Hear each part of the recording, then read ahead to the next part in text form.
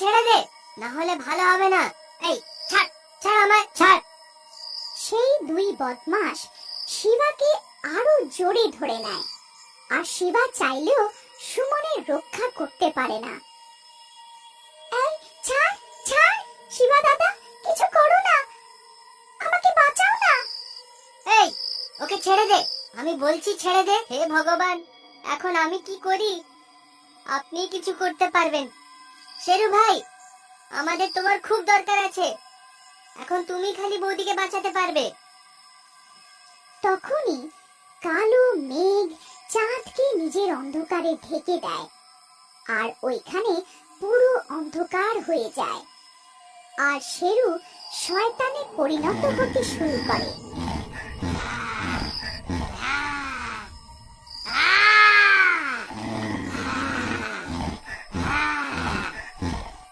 আর দেখতেই দেখতে শেরু শয়তানে পরিণত হয়ে যায়।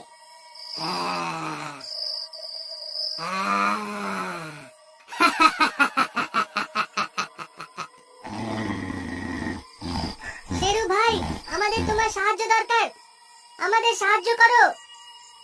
আরে মরে গেলাম রে, এটা কি জিনিস ভাই? আরে হতচ্ছাড়া, খাঁচার মধ্যে এটা কি নিয়ে ঘুরছো?